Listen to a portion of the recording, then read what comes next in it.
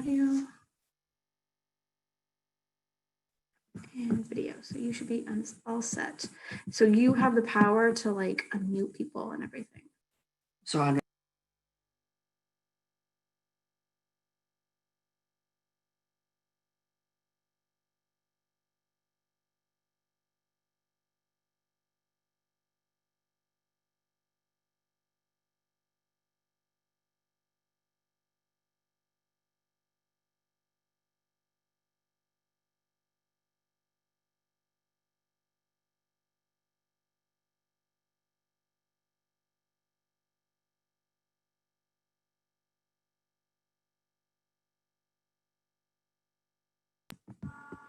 Good morning.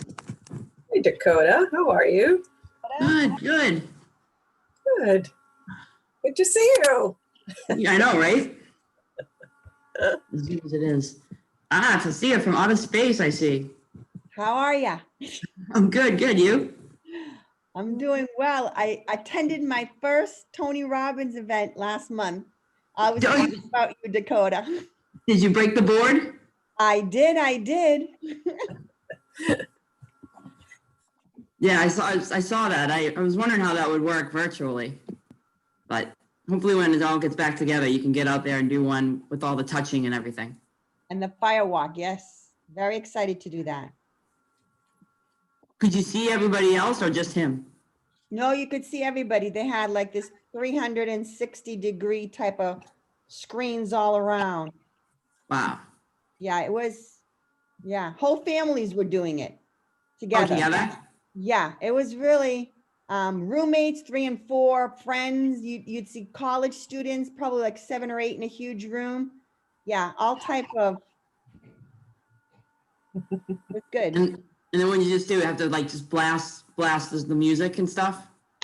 Yeah, and they had just Kinergy. I don't know, the dance movement company, getting you up and moving, and that awesome guy Brian Bradley with all the exercises for your hips. Oh yeah, the sprinting in place. Yeah. The running man. That was Sunday, right? That's it, Louise. Louise and I did it together. The running man. Yeah. I love that. It's so easy too. You can do it anywhere. Yes. Yes.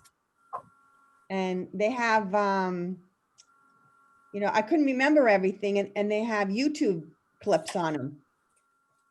So you could go on and do a YouTube clip with all those exercises they showed you, which was really cool. Nice. Yeah, I think it's definitely a different experience, but because I knew a couple of people that had done the real firewalk one, and then they did this one as well. So it was still, they said it was awesome. It's just it's different. So, but like anything else. Yeah, You can't feel the energy in the room, but you definitely are engrossed. Yeah, so. I think Date with Destiny might be my next one. Ooh. Yes. A friend of mine 10 years ago. And she said it life-changing for her, my friend Emily. And she was happy that I told her about my experience and how to go on YouTube and, do the exercises again. She had gotten out of it. And then what was that thing that he does with Dickens process? Which one? The Dickens process? The other one. Breathing? The priming? Priming. Yeah, the breathe, yeah. Okay. Emily Dicker? Yeah, I shared it with a lot of people. I said, I've just had this amazing experience. And if you want a little sample, here is, go to priming, go do the running man, because everything's on YouTube now. So you can at least have a sample of, what we did to get energized and how he got us energized to sit for 14 hours and take notes. Yeah, they go by fast though. Yes, it does. Yep. All right. Hey guys, maybe give it a minute or so. A couple more people seem to be popping up. Thanks for coming. I don't want to be sitting here by myself. You knew you wouldn't be by yourself, or I wouldn't be the only one on here.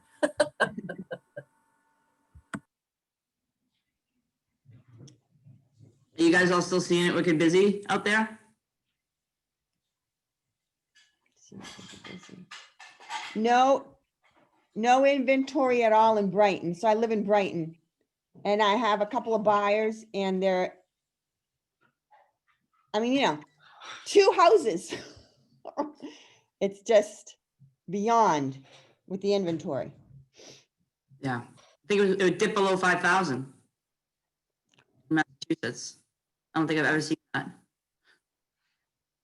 Unbelievable. I remember like 8 months ago, I saw it at like 9,500, and that was remarkable. Yeah. That was crazy. I don't think we've been over 12,000 in like the whole year. Yeah. Yep. I don't think last year got much over that.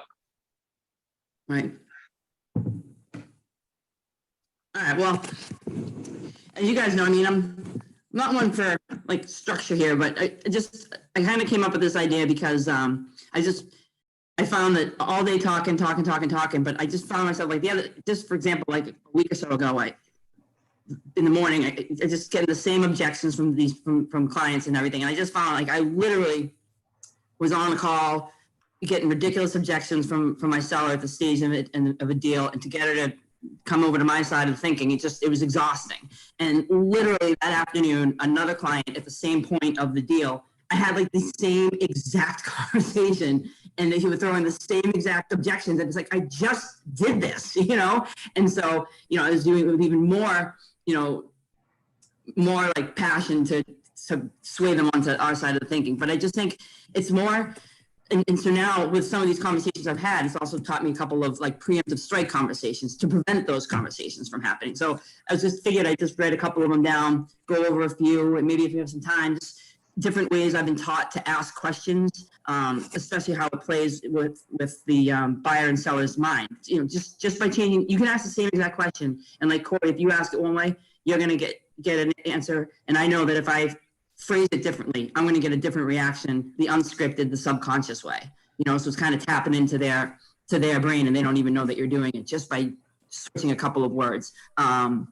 And it's freaky at first because it really works. But for example, right now, kind of what I'm doing when I go out and I'm talking with these sellers now, I'm letting them know, because again, the pricing is still super important, even though this inventory is down. I'm telling them, like, guys, we're not really comping right now. Like, this is a strategy market. And so that's how I really pretty much start with these sellers. I go, and the way I show them, for example, if this was 5 or 6 years ago, Mr. and Mrs. Seller, and you wanted 4.25, well, sure, we'd list it at 450. We'd expect an offer for 400. We'd do a little dance and we'd meet up in the middle. But I explained to them that, that's not working now. And one of the most powerful visuals that I bring with me. So for example, you guys all know it. You see, 399 gets 410, 399 gets 415, 399 gets 420. 410 gets 60 days on the market and it ends up selling for 387. Why? Because I explained to them, and you show them, because they think that if they put it on for 399, they don't understand. They probably haven't sold a house in 7-8 years, not in this market. So they don't know what's happening. So you can even explain it, but what I do is I'll go, let's say this is 399 example. I'll print out the solds from 350 to 450. And 9 times out of 10, you guys know what it looks like. It's the 399 gets the 4. And then I explain to them, and once they see it, wow, then they don't even want a 4 in front of the number, because they see what happens to the ones with the 4 in the number. You know what I mean? But you can tell them that to the blue in the face, but that specific one piece of paper that you bring, showing them that so that they see it after you say it, it will get you your price. The other thing I do is I just bring my phone and I explain to them, Mr. and Mrs. Seller, this is how everybody looks for homes. Okay. So I said, people put caps on their searches. They're only looking up to 400. So if we come on the market at 401, I said, nobody's phone is going to ding. Nobody knows that we are even out here. I can do the best I can, yelling, screaming about it, but no one's going to see it. I said, you know what happens when we list it for 399? I said, we go outside, we list this for 399. You watch and you're going to see 10 people pull a phone out of their pocket because it just dung, because now that they know it's for sale. And the other thing is, you got to talk to your sellers, because they're thinking like a seller. You got to talk to them and bring them back to the buyer side. So I explained to them, look, as a buyer, if I'm thinking that I can only afford 400,000, you have a huge price sticker on your house that says 400, and the buyer is not writing you a check for $400,000. They're writing their mortgage company a check every month. And the difference of 10,000, 20,000 at 2.5% over 30 years, that's nothing. But they're not going to think that way until they get into the house, fall in love with it, and then realize they have to fight for it. So if we're not letting everybody fight for it, you know, and I kind of use the analogy, I think I've told you, some of you guys, this one before, but I love the one where I said, look, we got to price it that we're going to punch that beehive. You punch that beehive, and I promise you, you're going to get stung all over. We could go up here above the beehive and hang out, and maybe like a wackadoo bee will come and find us and sting us, but it's going to be a lot longer, and it's not going to be as productive, because what we get when we price it right and we have the competition, the other thing you want to tell them, it's keeping the leverage on your side. A home inspection when there's 6 offers is a much better home inspection to worry about than when it's the only gang in town and they know that, and now they want different cabinets after the home inspector said that they were loose. You know, those are the kind of things, you know, we have all these multiple offers. I can explain that to the appraiser. Not that that always helps, but, you know, telling these sellers this, because they already know it's going to be a stressful situation. So when we kind of get in there and let them know that these, by starting off on the right foot and doing it the right way, we're not going to be playing catch up, you know? You know, the other thing, I think a lot of objections where the sellers will say, and I know you guys see it all the time, well, why don't we just try it at my price? And if nothing happens, maybe we drop it in 2 weeks. I'm going to give you an exact example that, because I'm sure you all get this. So what I tell them is that we're not doing it that way, because here's what happens. We listed at your price, it's too high. At 2 weeks, I drop it. So I'll give you a great example. One of my good friends called me a couple months ago because she saw this house she liked, but it just dropped $20,000, and she says it probably wasn't even worth going to look at, because in her mind, she's thinking the chimney fell off or the basement imploded, you know? So I literally told her, I said, I know exactly, I'm going to call and find out, but I know exactly what happened. The seller and the agent were sitting at the kitchen table, and the agent wasn't firm enough in their price, and they let the seller be the professional. You know, when you let the seller be the professional, why did you go over there in the first place? You know, because, you have to have these uncomfortable conversations or these strong conversations up front, because all it's going to lead to are miserable conversations afterwards when you don't have the showings, and you're going to sit there being like, I told you, but you got to get it done up first, you know, because the buyers don't understand that we were sitting down at the kitchen table and had that conversation, you know. So I find that also helps to really hone it in, you know, those few kind of conversations that I have with the sellers really helps, you know, get the price. And guys, feel free if you want to jump in on something or a question or an objection that you've had. I'd love to, you know, kind of spitball some of those too. Hey, Dakota. Yeah. Hi, it's Rick and Lisa. Hey. Did you already reveal what those 2 identical objections were, or are you saving that for later? Which one? The other day you started the class with, hey, I had this one objection in the morning, another one in the afternoon. Actually, I do. I have it on here. So Then just keep your agenda. I thought I missed it. this is an agenda. It's just notes. You're like the rest of us. Well, the other thing that I'm coming in contact with, so I get a lot so a couple things on hypotheticals. So I have the sellers, you know, and what if this happens, and what if this happens, and what if this happens, right? So I always look at, we can play the what if game till we're blue in the face. I said, why don't we play my game? It's called the let's cross that bridge when we get to it game, because I've probably already been on that bridge, and that's a much more productive use of our time than freaking out on everything that may or may not happen. I've had stern conversations with sellers about, you know, so actually right here it was 2 different sellers, and they both had, we both got really good accepted offers right away. And of course, they don't want to take it, because if they got 20,000 over the first day, clearly if we wait to the open house, they're going to get 50,000 over. So a couple of things that I was having, it was exhausting, because I was using everything I could come up with. I basically said things like, I was telling her, like, look, I'm like, you're showing a 20. Why? I go, you can hit on 20. I can't promise you that ace isn't there and you're not going to get that blackjack, but what are we doing here? Most likely we're going to bust. You know, we get to that home, we get to the open house. So the other things you got to point out to them. So we have this offer in hand. It's the offer that you wanted. I said, we wait, and so many things can happen. Another house right down the street can come on that they like better. And, you know, and now we've lost that buyer.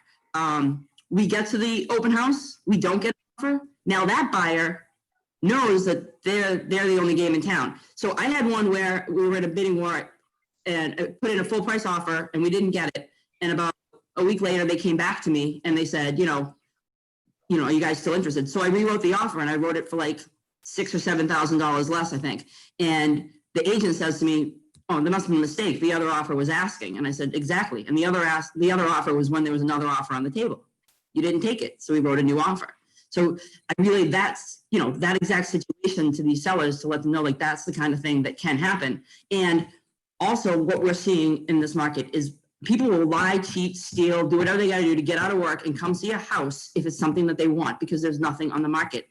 We don't want the people that are sitting back waiting till the open house. They're clearly not as motivated as the one that came up, gave us an over asking price right away. Those are the most serious buyers. So that is dealing with all these, and I basically say to them too a couple of times, well, so the other objection that you probably see in this market is, okay, so they look at it. Okay, so you're telling me I have to take this house off the market. I'm not going to get a mortgage commitment for them for 3 weeks. Why would I take my house off the market for 3 weeks? No, and then stop marketing. So I always say, okay, so with this client that I was losing it with, and there was 2 conversations in the same day. I just said, all right, so just let me understand you for one moment. So what you're telling me is you would rather have your home on the market with no offer than be off the market with a very good offer, the number that you want, because hypothetically something might go wrong. Okay, got it. Just wanted to make sure we're all on the same page here. And I almost feel like I was progressively talking to a 10-year-old, 8-year-old, 6-year-old. I mean, I was getting down to like Sesame Street references by try to get them to understand that they're being ridiculous. And it took that many times. And finally, I got them to accept both of those clients, but I literally had to say the same things. And again, if you're not having those strong conversations, you don't push them, and then they don't take it. They're going to end up with, and then they're going to wish that you pushed harder. And you're going to end up broke. I mean, the fact that you're having these fierce, I like to call them fierce conversations with your sellers in a respectful way, obviously, but it's for their best interest. But if you're just caving to their first, objection, and you walk away and let them dictate the course of that sale, you're probably going to have less closings at the end of the year. Wouldn't you agree? I mean, I love this stuff. This is the stuff we all get paid money for, and it's just really helping people, talking them off the cliff.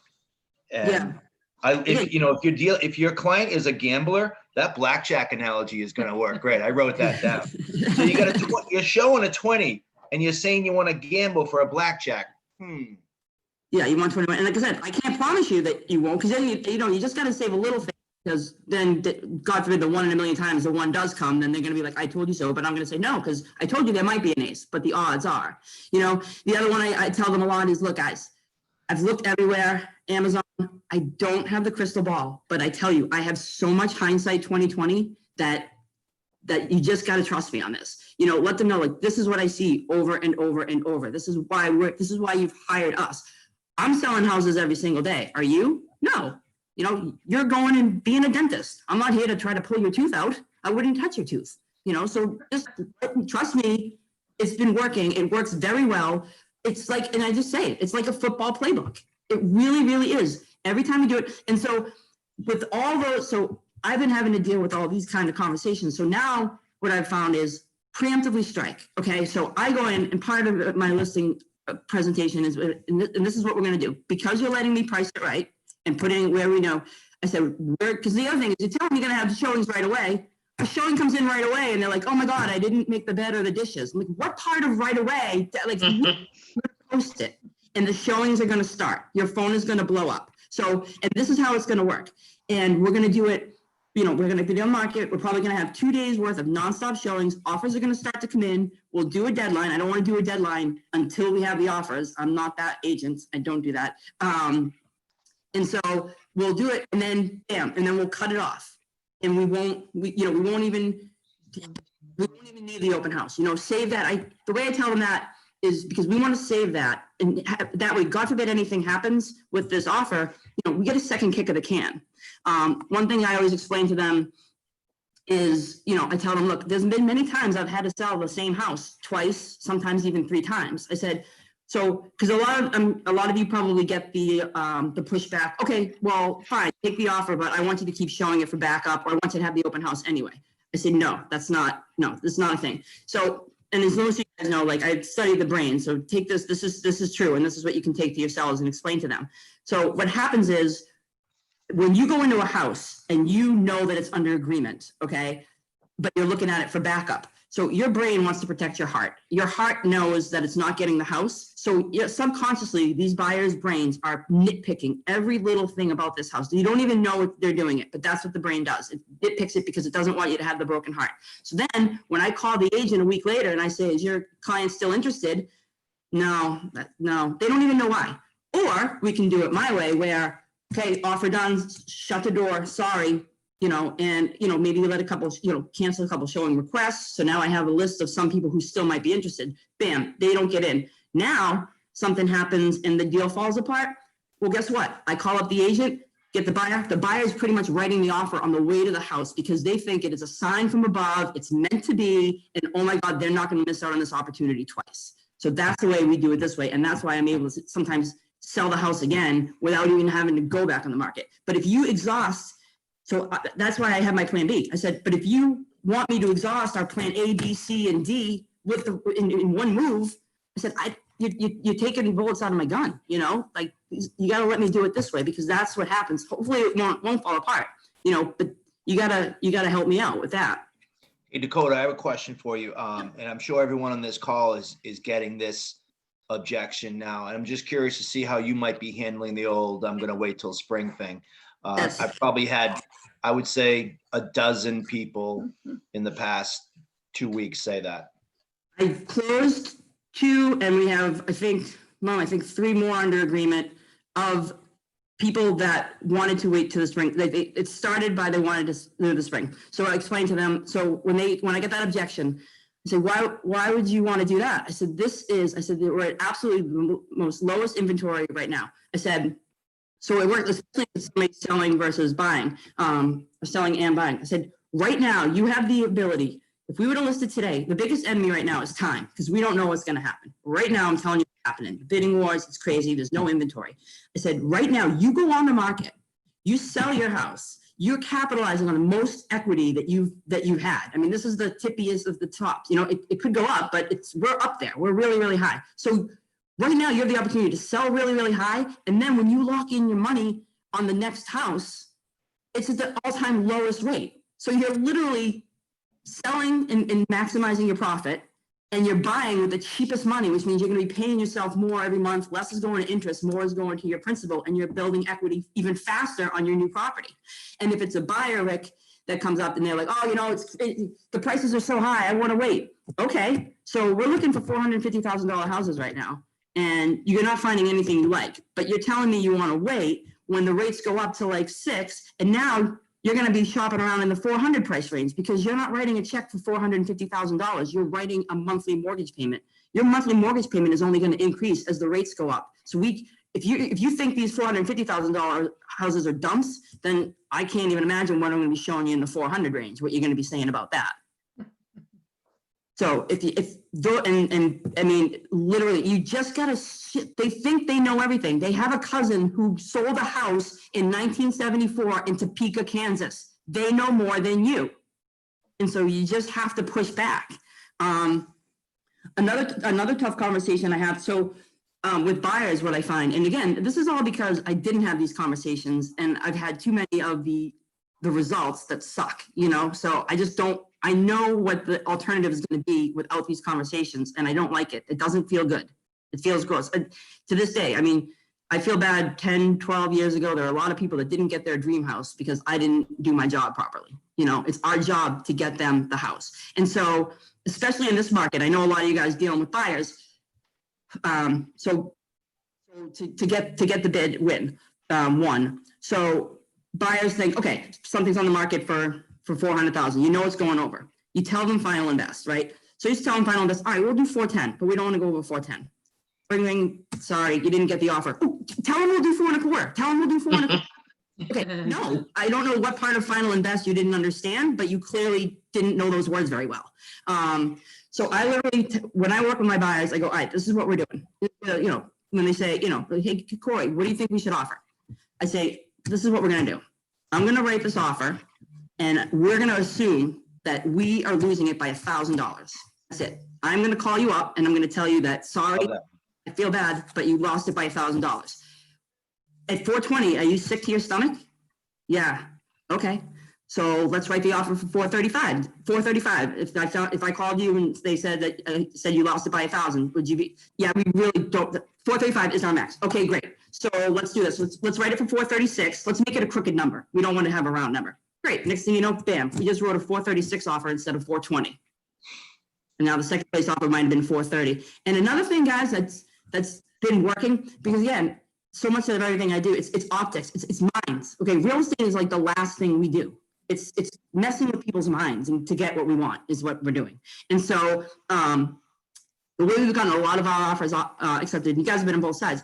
When you get a lot of these offers, and there are a lot of them are really close, right? So let's say for, you know, you put the $1,000 down with the offer, right? And then say $19,000 down with the P&S, right? Okay. Why? What? So if I have I know that there is multiple offers. So what we're doing is, look, you're writing in the contingencies. If you have a home inspection contingency, the deposit, the $1,000 is protected, right? So we're going in, and depending on the size of the price, why does it have to be 1 and 19? Why can't it be 5 and 15? Does it make 1 ounce of difference? No. However, who does it make a difference to? The seller. If the seller's looking at 3 offers that are pretty much identical, and like, or 4 offers that are identical, 3 of them put the $1,000 down, I'm putting the $5,000 down, I'm going to get accepted just because of optics. We're seeing a lot of higher escrow holds for sure. We took a $70,000 escrow hold, which was probably 20%. So yeah, that's a great tip. Love that one. Hope you guys all heard that. Yeah, Dakota, that's what a lot of the investors have always done. They go in there. Yeah, because it shows the buyer's putting a little more at risk than a measly $1,000 like everybody else. Sets you apart a little bit.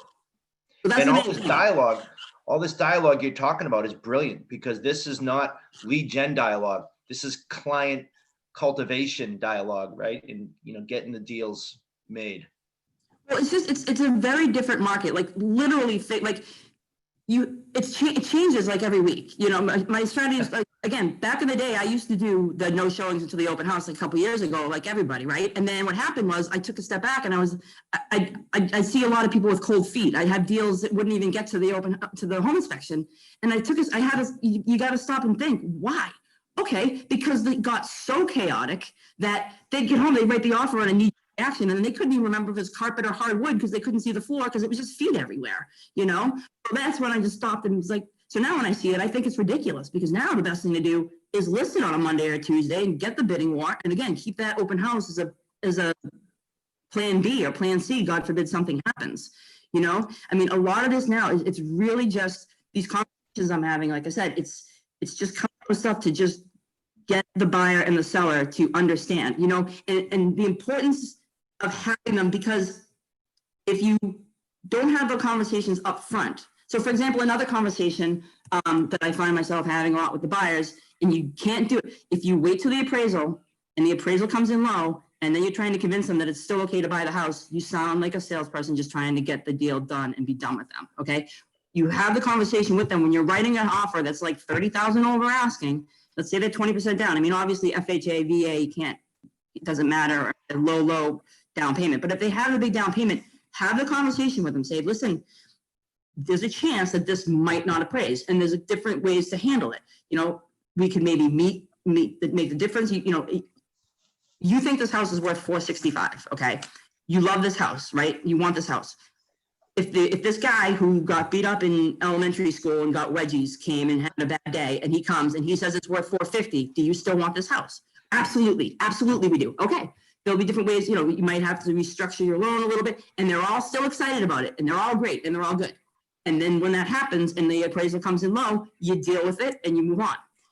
You don't have the conversation. The appraisal comes in low. They go and they tell their father the appraisal comes in low. And then their dad says, you can't go and pay more than an appraisal. It doesn't work that way. You're going to be underwater. You're going to go bankrupt. The house is going to foreclose. And then the deal blows up. And now you're back in the car showing them 10 more properties. It's all the preemptive striking, because if you know how emotional it gets. I always say, the thing I find is it's the most volatile really when we're going through these negotiations at the very beginning, because there's the least skin in the game. Think about it. I've had deals that almost, that if not handled correctly, literally right out of the gate, because the seller was refusing to agree to a potential extension if need be down. No, I'm not going to extend. Okay, then you know what? We're not even dealing it with it. Get the deal together. You're telling me that when all the boxes are packed and the house is done and we ask for a 3-day extension at the very end, I think we're going to get it. It's harder to say no to a 3-day extension when closing day was today. And we all know right now, how many deals aren't being extended? I mean, they can't keep up. You know, I think it's important what you just said, Dakota, the preemptive strike, or basically pre-qualification. And in this market where everything's moving so quick, it changes every week, like you said. I think it's even more important for us to just literally have an hour or maybe even a 2-hour conversation with your seller or buyer client before you get boots on the ground and start working, and go over all the things that can happen and bulletproof the transaction. I just think that's a great point that you bring up. So thank you. Yeah, no. Again, just different ways of saying things. You know, I've a couple different ones we do. Like, so for example, you know, that's with buyers and with sellers. But again, I know we're all dealing with you know, with leads and everything. I mean, you know, me and my guys, we have this CRM that just, you know, we get loaded with them. And so what it does is as soon as it gets somebody, it sends something out and it spits out like a text message, like it's from us, you know, just, are you in the market or are you just browsing? So sometimes I'll just be walking around, or my guys will be walking, and we just get a text that just says just browsing, you know, and it's like, oh, what is, so now, okay, so what do we do with that? How do we, you can just say, okay, great, thanks. Or one thing that we do, there's a phrase that you could say, okay, not sure if this is for you, but I actually have some properties that, you know, that are in the area that I think you might be interested in. When you say, not sure this is for you, but, I know we're all use that word, but what happens is, but erases all the words that were said up to that word. So what it causes the buyer to do is they hear you say, I'm not sure this is for you, but they're like, wait, what do you mean you don't know it's for me? It might be for me. What is it? I want to know more. And now you've got them engaged, as opposed to just, you know, all right, great, I'll send you stuff. It's the same stuff they're going to hear. You just change those words a little bit, and it changes the way what their perception is. Now all of a sudden you have something they want. You're not trying to push something on them. They want something from you. And now they're engaged, and then you got them. Otherwise, they're just going to go to the next one, go to the next one, and go to the next one. And I know I've told a lot of you guys this one before, and I'm sure most of you even do it, but it's the, you know, people scripted for no, like, do you know anybody? Do you know anybody looking? Do you know anybody looking? You know, I used to do that all the time. And I had a coach, you know, once I changed it to who do you know that's looking to buy or sell? It's like, oh, you know, I'm sorry. I can't think of it. Hey, that's okay. Do you mind if I send you my card in the mail so that you do have it in case you do think of somebody, you know, down the road? Bam, now they're in your database. They're in your circle dial. You're following up with them monthly. They're getting your mailings. And now you have, you know, that's, you know, now you have, there's next year's mortgage all paid for. You know, so just those couple of word changes. Is anybody else coming up with any other objections that you can think of? I'd love to kind of make it a little interactive. Yeah, I mean, the thing that you talk about, and I think, you know, Rick and Lisa kind of talk about too, is like, and we've put a lot of importance on this, is just that initial conversation with buyers and sellers. I think I heard the word to bulletproof the transaction. I like that. I mean, it's so tempting right now to just, I mean, buyers are popping up all over the place, right? And whether you're getting them from your CRM, like Dakota's team is, or if you're getting them organically, whatever it is, like people, they call you, they're like, I just saw 123 Main Street pop up. I got to go see it. Are you pre-approved? Yep. Okay, let's go. Right. That is literally the biggest mistake that you can make. It's the biggest mistake that you can make, because a transaction that starts out chaotically is going to continue or end up in chaos. And you have to take, like, part of our jobs is managing people and managing their expectations. And so a lot of times, unless it's an absolute emergency, which typically there shouldn't be, you have to have these conversations with people. You have to talk to them about what's happening with appraisals right now, what's happening with extensions, how you're going to form your offer to make it look a little bit different, how we're going to, like, you have to talk about all this stuff, because all these buyers are focused on, and if we're being honest, most of these people are either first-time buyers or people who haven't bought a home in 40 years. Like, there's literally no in between right now. You know, it's people who got caught up, bought their house for $60,000. It's now worth $800,000, and they haven't bought a house in 50 years. Or it's people who literally, like, they got married yesterday and they're ready to buy a house, and they, like, all they can think about is, like, putting their baby inside of a house. They have no thought about what goes into doing this thing. You know, so we have to tell these people what's going on. So now our team is doing just that. Like, if you don't have time to meet us in person, then you got to have a Zoom call with us before we go out and see any properties, because we got to talk about this stuff. And since we started doing that, and not just, you know, we actually have we just got the same CRM as Dakota's team. It is an absolute monster. It does crank things out, and you do get people who are like, hey, What's I it called? this post right now, which is great. It's KV Core. And it's a beast. You can't, you need to, like, hire some, like, like, I just use it to make my calls. Like, you need somebody, you need to hire somebody to run it, or you're just pissing money away. Yeah, it's That's crazy. powerful. And it's great. It's really great. But you do get people who are like, hey, I just saw this place. I want to go see it. And we're like, no, like, nope, you got to talk to us. And anyone who wants to go run out and go see it with somebody else, that's fine. But I'm not putting myself and my team in that type of situation. If people don't want to get on my page and listen to what we have to say and go through our process, then they're not the clients for us. Like, I want the people who I can manage and stay in control. And of course you have to be a little flexible for sure. But man, like, the majority of your conversations, I really believe you have to have those preemptive. I think right now it's the most important thing that you can do in this particular market. Well, and I'll tell you exactly why, too, because here's the thing, and I don't know if Bill's on here. Me and Bill were chatting a little bit yesterday, and I was explaining it. So here's the difference. So, like we talked about, guys. So if I don't have this preemptive strike conversation, okay, and then all of a sudden, bam, they get 1 million showings, okay, we get that offer, and I say, at that time when the offer comes in, on the first day, I say to them, okay, this is a great offer. Let's take it. What are they going to say? They're going to say, Whoa. I'm not Hey, we gonna, might why get a would we take better the offer. first Let's one? leave it out there. Yeah, it's going to go. However, look at here. So that agent does it that way, and the deal ends up blowing up, or they end up losing it. They end up selling it for 20 grand less. Or we could do it this way. Hey, Mr. and Mrs. Seller, this is what's going to happen. We're going to list it at $399. Your phone's going to blow up. We're going to have tons of showings. I mean, you're going to have like 7. Just basically go away for a couple of days. You know, it's going to be a revolving door. Offers will probably start coming in, and then we'll talk about them, and then we can probably do an offer deadline, and then not even have to worry about the open house. Won't that be great? Yes, that sounds fantastic. So now, because if we didn't do that, when they get the offer, they're going to go, and what does everybody do? They talk to their buddies. They talk to their family, and all their family is going to tell them they're crazy to take the first offer. Why would you take the first offer?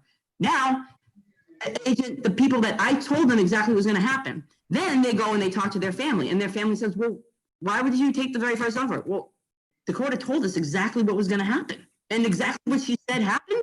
So I'm going to keep listening to her, because you don't really know anything. Do you see how 180-degree difference the same exact situation can end up if you don't say the right thing, or you don't say it at the right time? You know, That's how you get referred versus just having one transaction with a person and then you get paid. Maybe you make it through the hairy transaction, right? But that person's like, this was the worst thing. This was awful. But no, now Dakota has said, this is all that's going to happen. It was chaotic, but it's exactly what Dakota said it was going to happen. And the next time they go to tell their friends and be like, listen, that was nuts, but this person helped me walk right through this transaction, was awesome. You should give them a call. Like, these are the people that you want to work with. Like, you have to think longer term than just getting the thing to the close. Because if all you're thinking about is getting paid 30 days later and just getting through the transaction, that's it. You're out of business in 2 years. Nobody's going to want to work with you because you're the realtor running around like the chicken with their head cut off. well, you know, Coy, perfect point. The house I just had, I did exactly what I just said. We put it under. I put that I'm taking sign right on it.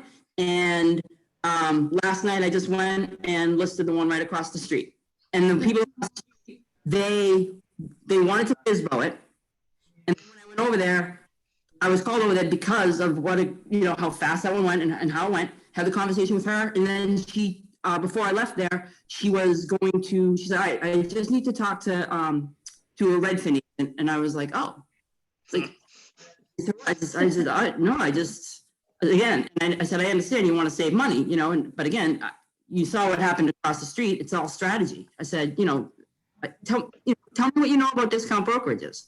What do you mean? Well, Redfin's a discount brokerage, right? I mean, there's no real skin in the game. And she kind of sat there, it's like, you know what? And I just said, I know we price this right. We can get this moved. And I know you want it moved yesterday. So why don't we just get this signed up? We sign this up. I can start talking about it right now. She's like, you can? Absolutely. Done. So it does work, and people will sing your praises because they want it to go that smooth. I think, yeah, sometimes I think, a lot of people, we come from like this fear of not getting a listing or not, what you really have to do is think about how you can take care of the client, like right from the beginning, and tell them what and be firm about that. They're so afraid. I mean, how many times do they do this in their life? I mean, maybe 3, 4 times. Some people are in their house for, like Corey said, 50 years. They don't know. And if you seem wishy-washy, they're nervous. Right. You need to tell them, give them the path, give them the plan, and you have to ask for the business. You can't leave without asking for the business. And, I don't know who it was I was talking to. I think it was Rick. He went on an appointment, and they had an appointment with someone else, and they said, well, what happened? That didn't work out. And they said, well, they never even asked us to sign any paperwork. They didn't do anything. They just left. We kind of waited to see if they were going to come back, but they didn't. So, there's a lot of realtors that are just hesitant and not taking control. And it just gives security, I think, to our clients. Yeah. And guys, these conversations might sound hard, but again, the only reason I'm having them is because I had so many conversations after not having these conversations. And I promise you, they suck worse. I think a lot of agents don't have the tough conversations because they might not have enough confidence that what they say is going to happen. They're not maybe seeing it enough. But guys, this is exactly what's happening. Price it right. Do you want to be the only, what good is a listing if it's just going to sit there in the hottest market in the world? Like, you don't want that. The other conversation I have a lot too, especially, our first time home buyers, they get nervous, they get scared, after home inspections. So that's another point where things can blow up if not handled correctly. You have to have the conversations. I think a lot of us are writing offers where, we're saying an aggregate of $7,500 or $5,000. We're not even going to renegotiate, but really you want to have those conversations with your buyer that, there's a lot of other offers on the table. We got this, keep them in the excitement. And what works a lot too is you got to get them, how many times have a deal almost blown up over a toaster? It happens. A $500,000 house and we're freaking fighting over a goddamn toaster. Like, I can't, but it happens. What you need to do is I always take them out of this. I'm like, so let me ask you this. Can you see yourself in front of that fireplace next Christmas with the tree and everything? Do you want to be here? Yeah, I really do. Okay, so we're really going to not put you here and we're going to be in some other house somewhere else because we can't come to an agreement on, this, that, or the other thing on the home inspection.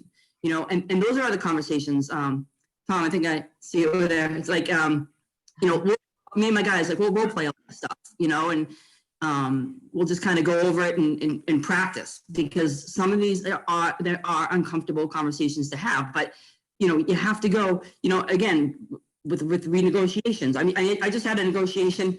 It was a condo, and it's a 1-bedroom condo, and they literally came back at us because the guy said that the heat pump was older, so they wanted $10,000 off just in case something went wrong. We gave him a $500 credit for a freaking home warranty, and they could like it, But some other agents just said, you know what? Let's just meet halfway. Why don't we just split the difference? No, take a step back, like assess the situation, realize who has leverage. I'm dealing right now. It's a 3 property transaction. I got 2 of them up here, and he's dealing with some agent down the Cape, somebody that he knew. And so unfortunately, I lost a little bit of control with that. And so next thing you know, he's calling me and he's all stressed out about the deal down there that I had no control over. His agent texted him the list of things that the buyers wanted after the home inspection. Didn't talk about it, nothing, just this whole laundry list that set him up, that sets sellers off. You can't just, don't ever just forward an email, you know, when those agents email you and stuff, you don't forward it because it's going to blow up. So, you know, and then he showed me the texting. He texted his agent back and saying, listen, I'll give him this, but I'm not going any further. And his agent actually texted him back and said, I don't understand why you're being so whiny and difficult. I was he's like, I'm ready to blow this up. I'll blow this damn thing up. I'm not dicking around, Dakota. And I'm sitting there like, if I would have been able to handle that, I'm getting yelled at and it's not even my fault. You know, at least let it be my fault.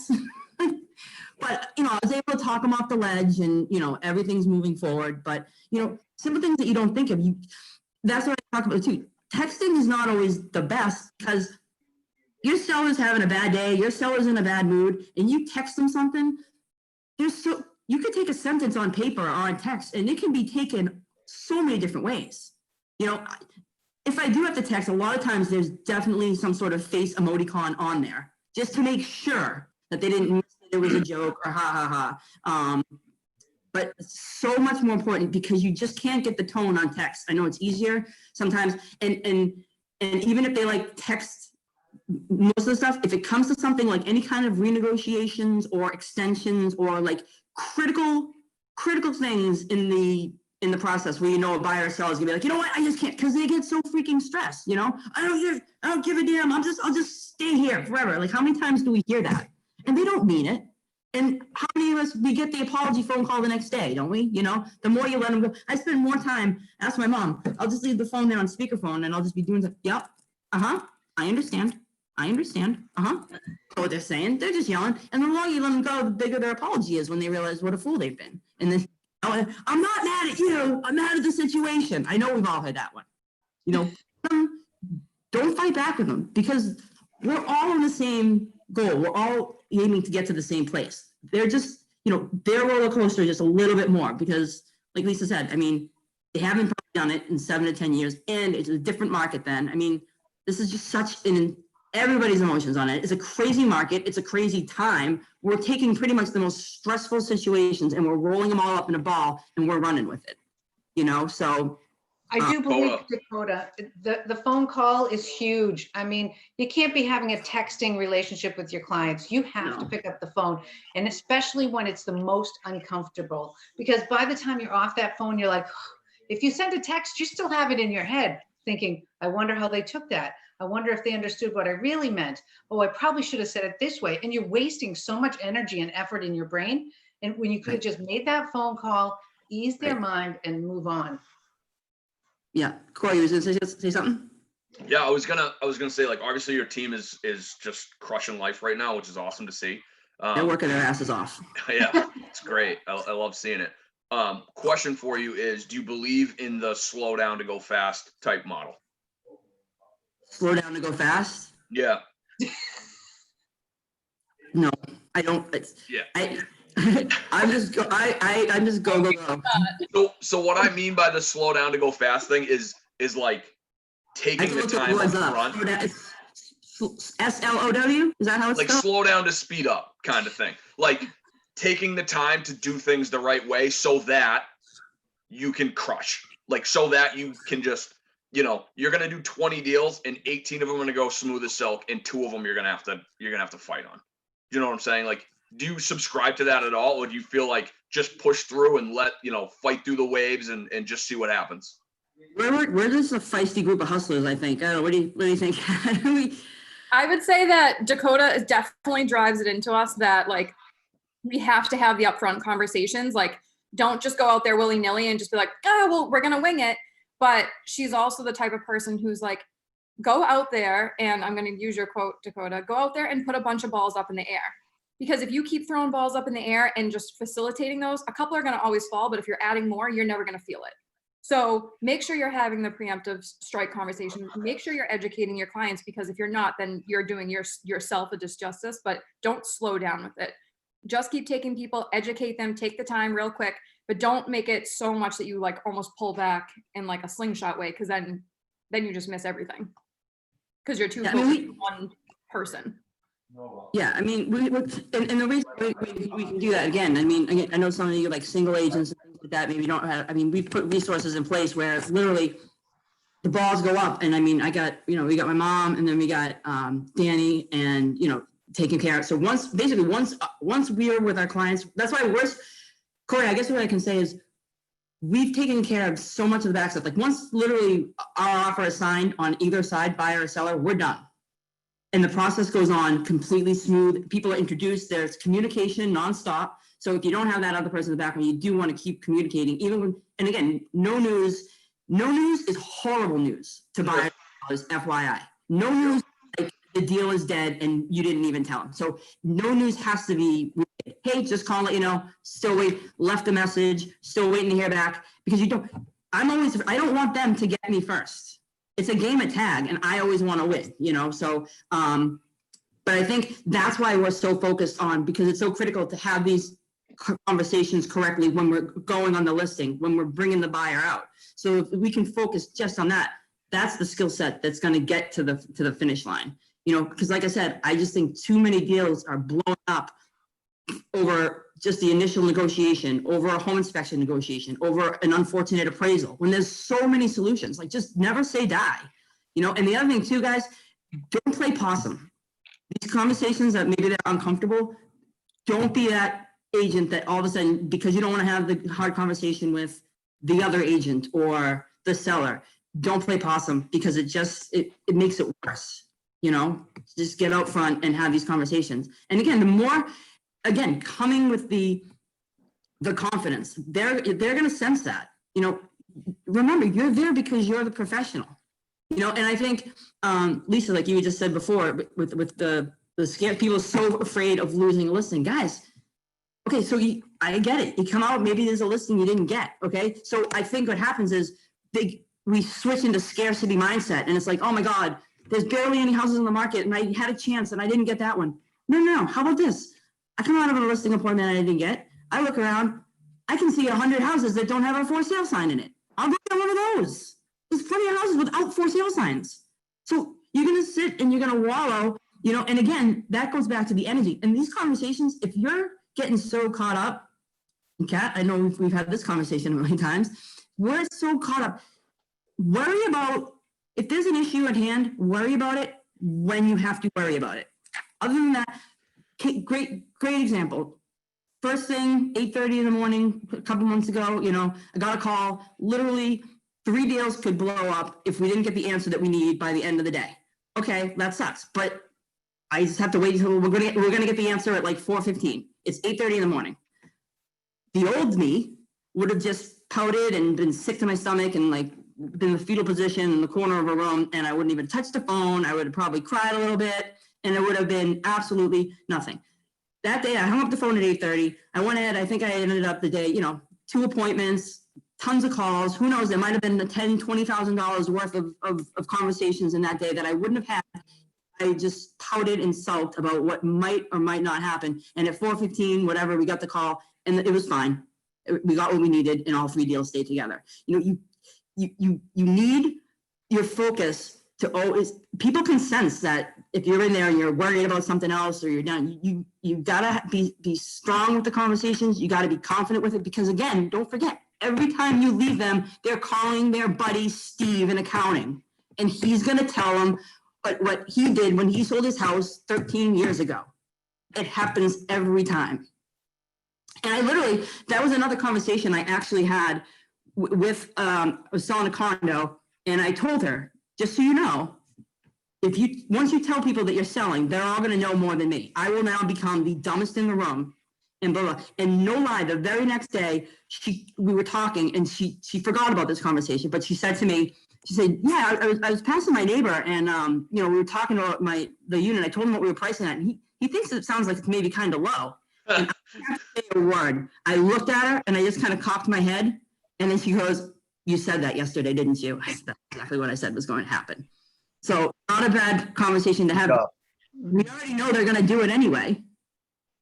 So, when you predict, again, the more and preemptive you are, it just makes your life easier because instead of being like, now you're fighting what their uncle thinks, right? Which is what we all deal with it. But if you tell them what's going to happen and it happens, they're just building more and more trust with you.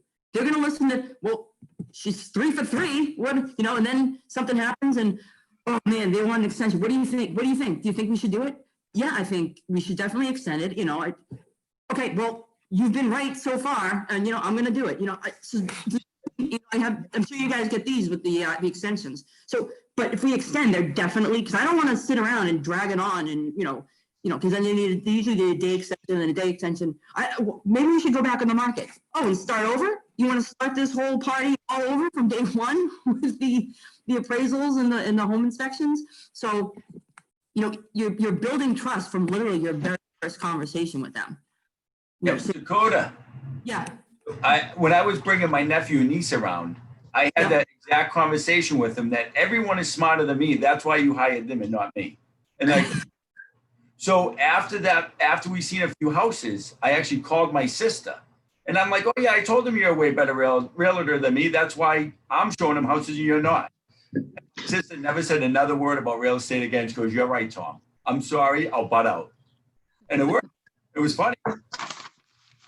You had a tough, Tom and I worked with, there was a tough home inspection negotiation. We probably, like 17 times? And then, absolutely. And then you had it memorized and what happened? Yeah, we're closing the first week in January. And they're so excited. And you did not want to make that phone call? No, you're right. You're right. Absolutely. It was horrible, and it never goes as bad as I think it's gonna. Yeah. Attack it, run up, and never go. I have whatever the things in my stomach when I'm calling, and it never goes as bad as I think it's gonna go. They're like, "Wow, thank you so much. You're right. Let's just save the deal and move on." Yeah, and that was volatile. That deal could have blown up. Mm-hmm. They all are. There was a father involved in that one too. Yeah. Absolutely. Those damn parents. Yeah, well, that Good was job, one Tom. of those things where I'm like, friends and family business don't mix. Like if that deal blown up, I was going to tell them, I think it's time you find another agent. But it didn't. We saved it. Dakota brought me in, sat me down and said, shut up, you little wimp. Let's get over this. I love it. Yeah, it was pretty much verbatim. Yeah. You're Good tougher than that. Does anybody have any other kind of objection thoughts or questions? Well, I know there was one in the chat room about Flora wanted to know about dialogue with buyers looking to purchase from outside of the state, something like that. Flora, are you here?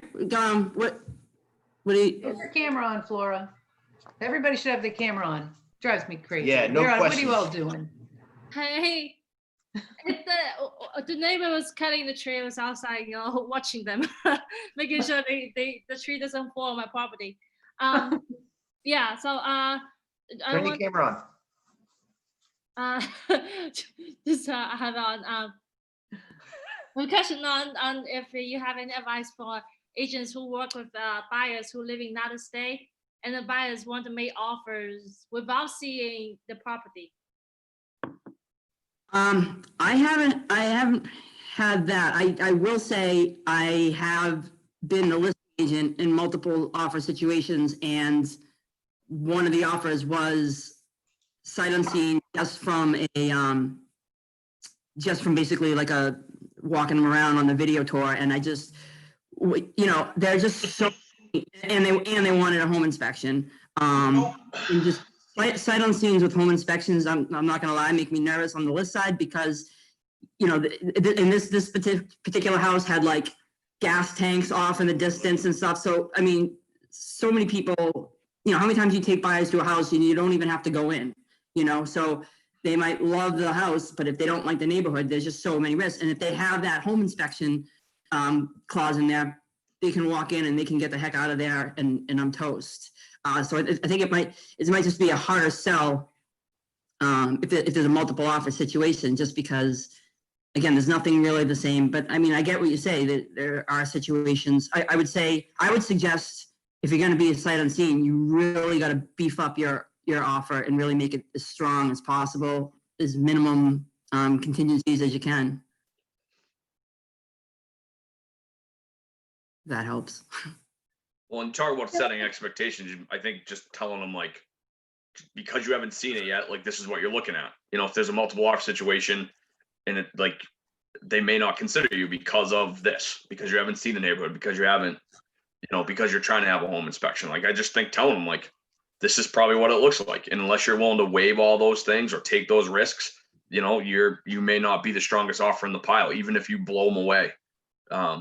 You know, because I feel like a lot of those offers end up falling through, and then you're, you know, back to what you were talking about, where you're chasing the price back down, you know?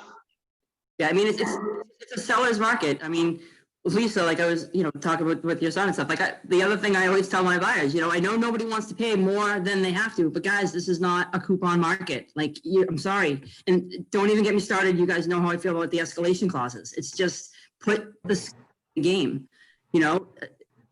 With me, you know, I had one, I'll tell the story, like, we had an escalation clause on my sister's house. It was 5,000 over the highest. We were listed at 409. We had offers up to I think it was like something like 430, like 5 or 6 offers. And they were very happy with that one. But at the last hour, one came in, they were willing to offer an escalation clause. They came in at 420, but they go 5,000 over the highest, which means it would be 435 up to 475.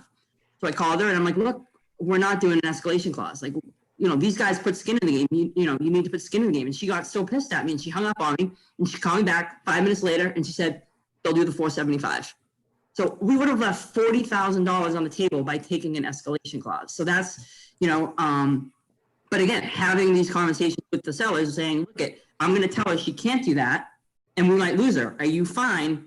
You know what I mean? With having just the 430. And they were. I wouldn't have just done that without having that conversation. But I think basically what we're really just talking about is the preemptive striking and the firmness, and you are there. You're the professional. You're the one, you're out here doing this, you know, every day. They're getting their information. And, you know, I mean, again, ever since this hit back in March, I haven't watched 1 second of the news, but I have to assume they're probably talking about a lot of other things than real estate. So they're all getting their real estate information just from like their friends and family. And that sucks for us because they don't know what they're talking about. We do. You know? Have I missed anything? Anything that I think sometimes if we have buyers, we have to remind them that even though Marcia just had this, you know, there's an offer deadline by Monday, but most times a seller can take an offer whenever they want to. If they decide this offer is great, they can cancel the open house. The offer deadline is gone. I mean, a lot of people will get mad, but you have to tell your buyers, we have to get that in. You have to put your offer in, get it signed, get it first one over there. Almost every single time, I will tell you, the first offer in is almost always the best one. 96% of the time, easily. Yeah, almost every time. And I feel like buyers are like, well, that's not fair. They had a deadline. Well, we have to present them when they come in. And if they decide to, you know, get it first, take that one and cancel the open house, we have to make sure our buyers understand that because they get really upset. Right, Masha? Well, Lisa, this goes back to the other thing. Again, I take the buyer hat off the buyer and I put the seller hat on them, and I take the seller hat off and I put the buyer hat, because they're, you know, you guys, what would, you know, and here's another real good one. So I'm sure you guys all get the objection, you know, I'd love to put my house on the market, but I got to find something first. Oh, yeah. Okay? A really easy way around that. Okay. You got to make them think like a seller. So basically what they're trying to tell you is they don't want to put their house on the market until they find a house that they love, get it accepted, and then they'll sell their house. So you got to explain to them, look, in this market, if I came to you with an offer of somebody that had a house to sell, and oh, by the way, the house isn't even on the market, you kick me out of this house so fast, like, would you take that? Well, no, I wouldn't. All right, so why don't we do this? Why don't we get yours up and running? We know it'll sell fast, but they're fearful that they're going to be homeless. We put this to suitable housing. Again, that's not ideal, but it's going to get the process going. Now, bam, what if I came to you with an offer with somebody that had a house to sell, but oh, by the way, it was already under agreement? Would that work? I mean, I have 3 different deals where my sellers had to take, where we got like multiple dominoes going on. And they all just come together like that. It was just fine. Okay, you got to sell? Okay, boom, boom, boom. And just put them together. A home sale contingency in this market isn't that scary. It's just, it needs to at least be on the market, so you can kind of see what it's on for, see the activity. They want to know because it's probably going to sell right away if you do it right, but lock it up. So that's the way to get that ball rolling, because the sellers don't know that that's an option. There's plenty of options. There's rent backs, there's subject to suitable housings. You got to put all these things out on the table because they don't even know they exist. We do, but they don't. So it's not that they don't want to do a subject to suitable housing. They didn't know it was an option. They thought they were going to sell their house and then have to go move into a hotel. Mm-hmm. So again, it's just letting them know all the options. And then if they push back but they don't understand that their offer is not going to get accepted because of that. But how do you explain it to them? Put them on the seller side. Make them now the seller. I had a guy, we'd sold the house. The buyer wanted to come and after the home inspection, he wanted to look at the furnace or something, get an idea, because he was going to start doing, it needed repairs, and he was going to start getting estimates. And the seller was bullshit. Oh, they're going to try to scam us and get money off and this and that. I don't want them anywhere near it. And I had to calm him down. And the very next day, he called me and asked me to call the other agent so he could go and look at the heating system because he had work to do on that. And I just started laughing. I'm like, do you understand? You just asked me to do exactly what you just blew up on yesterday. So because he was thinking as a buyer, and then he was thinking as a seller. So I find that helps a lot. If you can get them to think at the opposite side of the table, it's going to make your life a lot easier, because you just got to trigger in their head so that they think that way. Because we think both ways, but they're not. They're only a buyer when they're buying. They're only a seller when they're selling. That's where we come in and say the darndest things. I have, sorry to interrupt you, but I'm brand new. I passed my test in October, and I have Congratulations. about 3 buyers in 2021 that they're kind of like not eager to start the process. You know what I mean? Like I have them on a search and they're seeing all that, and I'll sometimes shoot out an email saying, hey, have you seen this one? Like the ones that you can recommend. And I'm just kind of wondering what is the next step with those specific 3 people, because, I can only recommend so many lists. You know what I mean? Like, You got to dig for them. Yeah. You got to go outside the box. You got to go look at houses that have expired over the past 2-3 years. Whatever their search criteria is, go and find ones that have been canceled, find ones that have been expired. Then you can reach out to those people. The other thing that you can do is you go and you go back 5-7 years of solds, put in their specific criteria of exactly what they want, and then look at the ones that sold that match that. Write a letter. I have somebody that's actually looking for this specific type of home. You seem to match. Get that out there. If you're just sitting back and waiting for MLS, it's going to be a lot of crickets. You really gotta, it can't be passive. Especially you got to get them excited, show them homes, go and meet them, find homes that are empty, easy to see. Just say, hey, let's just get used to the inventory. Let's look at what you want, what you don't want, but you're gonna have to engage with them. And just sending them something, they're like, I already get that on Redfin. I get that on Zillow. I can see that. Right. We're not providing the extra value that you can by, we really have to kind of get right there with them. Mm-hmm. Yeah, because their phone's digging every time the houses come on. So if you can show your value by finding them things that they don't have access to. Mm-hmm. That's it. And again, yeah, keep them excited. The rates are so low. That's why their monthly payment is going to be, it's basically just what we reiterate to our buyers, is just, again, guys, your purchasing power, the buyers pushback is because the prices are so high. It's crazy. They're sick of being in the bidding wars and stuff, but you just got to keep reminding them your purchasing power is at an all-time high right now. You have the purchasing power. Like, use words like that, use phrases like that, make them get it. Like Lisa just said, keep them excited, because they're gonna get frustrated. But what's the alternative? You don't keep them excited, they get out of the game, and now they're back in the market next October, and who knows if the rates have shot up and and what there is for inventory or what they can afford. Just keep them excited that this is the time they want to be in the market because of purchasing. It's intense, it's aggressive, it's a lot of bidding, but it's we haven't seen purchasing power like this in a long time. I always say, like, look at your monthly payment. Don't look at the big number. Pretend there's no big number. How much can you afford per month? Let's look at that, and let's talk to your lender and see what that number is. You'll be surprised how much more you can actually afford. So, you get it down to that monthly payment and take it in chunks. It's a much easier way for them to make an offer. Right. Yeah, because And the two of price you them- pay for two the of house them isn't are- the big number. The big number is all three are renting, and then the third one would have to sell in order to buy. But So why isn't he on the market? You got to get him on the market. yeah, well, I don't really know him personally. It's a friend of a friend. This just happened like 2 weeks ago, so I need to set a time to Sat meet him. down, met with him. No, only over the I phone. would definitely either do like a Zoom or a sit down. You have to have a personal, like face-to-face meeting. It can't just be like a text or a phone call Right. because The they minute just someone get says- excited and go to the next person. Right. And that's where I'm kind of struggling because I do work a second like full-time job and it's hard for me to kind of set a time, but I do have weekends off, so that shouldn't be really an excuse. Do you have nighttime off? Well, I usually work like now because of the holidays, like 12 to 10. So during the day, I'm available.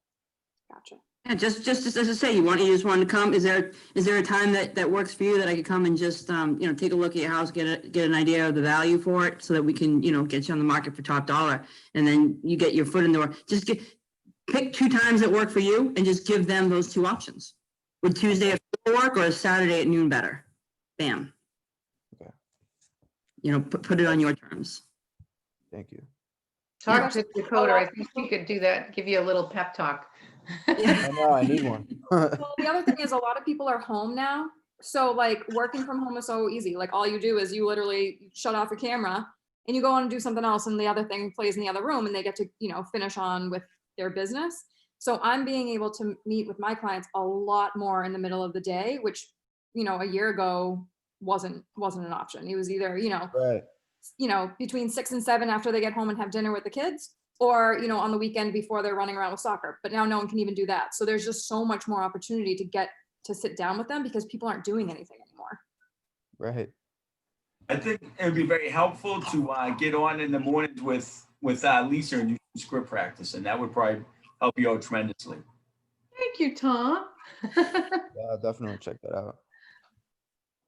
Awesome. Well, good luck. Thank Well, you. does anybody have any more questions? I know I'm going a little over here. I hope this has been a little helpful, at least a nugget. I love it. I took notes. I'm loving it. The who do you know that is looking to buy or sell instead of do you know anybody? That's huge. That's key in just turning that around. Yeah, that's a game changer. When my coach years and years ago, because we're scripted for no.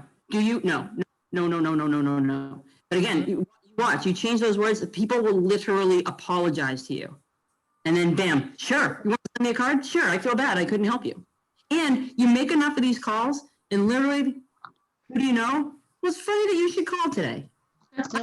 Thinking. So I get that call a lot, but it's probably 0.000000001% of the time. But I get it a lot. So again, if you're calling 5 people and hoping for 5 referrals, it's not going to happen. It's the numbers game. So these conversations, I promise you, they work. I'm not even uncomfortable with them anymore because I don't want the alternative. I don't want the deal to fall apart. I don't want them to be mad at me after the fact because I didn't do my job when I should have right up front. So hopefully a lot of these conversations will be had and we'll see even more and more deals closing. Thank you, Dakota. I've had a lot of the, I'm going to go talk to my dad, or I'm going to talk to my uncle, or this person knows so much about, what's going on in this particular town. And just hearing you say what you've said will help. Thanks a lot. Good. I want to say one more thing. Like when she says time is like, what did you say? Your enemy is time. Another thing about a listing appointment. If you have a listing appointment, you just have to go. Do not make it on Sunday, because the minute they called you and said, oh, I'm thinking, can you come over and take a look at my house? And then they tell their neighbor, Their neighbor says, well, you need to talk to my best friend. They're a realtor too. And you got to get over there and you have to come with the paperwork and you have to get it signed there. Wear your pajamas if you have to. Just stay there, right? Who says that? Diana Kokoska, wear your pajamas, don't leave. But don't let that time lapse. Like, I got this. I got an appointment next Monday. Oh my goodness. If you have to do it on Zoom, have them do the paperwork on Zoom. But I'd say time is an enemy for the seller if they're waiting. Time is an enemy if you just let things go. You gotta go out and grab it. Yeah, because you got to go on to the next. Well, I appreciate you guys taking some time and coming and hearing me just kind of blabber. But like I said, hopefully this will help. And if anything else, don't be nervous with them. Just be confident with the conversation. And if you have any issues, think, we go away from pain, not towards pleasure. So if it helps, have me in the back of your head, kind of like a little cheerleader. Because What did you say to Tom again? What is it? Would you call him? A little what is it? What'd you call him? What'd you call him? A wimp. A wimp. Just think about that in your head before you go Oh, into yes. those listing appointments. Dakota would call me a wimp right now. It just gotta go. It worked for Tom. Yeah, oh, absolutely. I whenever I talk to someone, I come back, I'm like, I have to discuss it with Dakota. I can't fail. That's awesome. Fear can be a tool. Yeah. False evidence appearing real. That's all it is. Deception's reality. Dakota. Appreciate Awesome, it. guys. Thank you guys for all your help. Appreciate it. Anytime. And feel free, you guys, as always, you can always call me with any questions anytime. Thank you. Have a good Thank one, you. guys. Thanks so Thanks. much, Dakota. This was awesome. Thank you. Bye, Yeah, good guys. stuff. Good luck, for today. everybody. Bye. Bye. Good luck.